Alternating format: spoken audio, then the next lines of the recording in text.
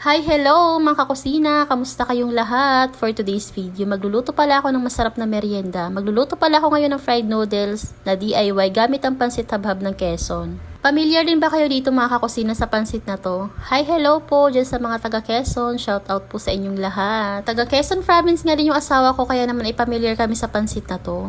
Madalasan kasi namin itong niluluto, itong pansit habhab, kaya naman naisipan ko na nga lang na mag-DIY ng fried noodles gamit itong pansit habhab. Nang sa ganun ay maiba naman yung luto ko dito. Panoorin nyo na nga lang mga kakusina at napakadali at napakabilis nga lang itong sundan. Ma-share ko nga lang sa inyo mga kakusina at konting kwentuhan nga lang tayo sa mga na-experience ko nga dito sa mundo ng pagbablog ko. Bago nga lang ako dito sa pagbablog ko mga kakusina at na-inspire nga lang ako sa mga ibang mommies na nagbablog dyan na naaabutin yung kanilang mga pangarap. Tao lang din naman tayo na nangangarap ng magandang buhay at dapat ay pinaghihirapan. Napansin ko nga na dito sa mundo ng pagbablog ay walang instant, dapat talaga ay pinaghihirapan at dapat talaga ay consistent ka sa ginagawa mo at unang-una ay magtiwala ka lang sa sarili mo at manalig ka lang din sa taas. Maliit pa nga lang itong followers ko mga kakusina, pero kahit ganun ay tuloy-tuloy ko nga lang itong ginagawa ko as long as na wala akong naapakang tao. Sabi nga nila, marami din talaga sa mga kaibigan mo ang hindi magnunood sa mga videos na ginagawa mo or hindi man lang magla-like, pero normal nga lang talaga yon at hindi nga natin sila mapipilit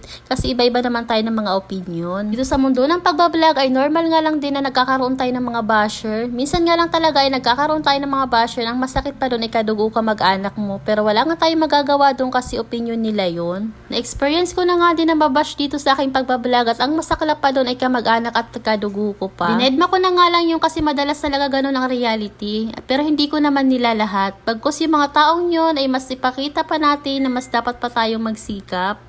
At wag nga tayong susuko at ituloy-tuloy nga lang natin yung ginagawa natin at kung ano man yung ating nasimulan. Dahil naniniwala talaga ako sa kasabihang kapag may tiyaga ay may nilaga. May mga panahon nga rin dito sa aking pagbablog ay gusto ko na talagang huminto. Pero naisip ko nga na kung hihinto ako ay walang mangyayari sa akin. Kaya naman ay tuloy-tuloy ko nga lang itong aking ginagawa as long as na nai-enjoy ko yung aking ginagawa.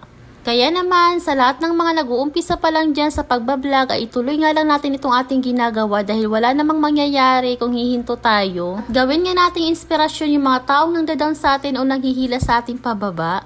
Dahil wala namang naging successful dito sa mundo ng pagbablog kung hindi talaga naging consistent. Lahat naman talaga nag-uumpisa sa mababa bago nga naging successful. Ako bilang baguhan dito sa mundo ng pagbablog ay ni-enjoy ko na nga lang yung sarili ko at ginagawa ko lagi yung best ko tuwing gumagawa ko ng aking mga content. At nagpapasalamat din ako sa lahat ng mga followers ko dito, sa mga hindi ko kakilala at kakilala na patuloy na sumusuporta at sumusubaybay. At patuloy nga lang ako na nai-inspire sa mga taong nagiging successful dito. At naniniwala naman ako sa kasabihan na lahat ng bagay na inaasam natin ay may tamang oras at panahon. Basta't wag nga lang tayong susuko at samahan nga lang natin ito ng sipag at tiyaga at pananalig sa taas. And yun lang for today's video mga kakusina. Marami pong salamat sa inyong panonood. God bless! And please, follow for more.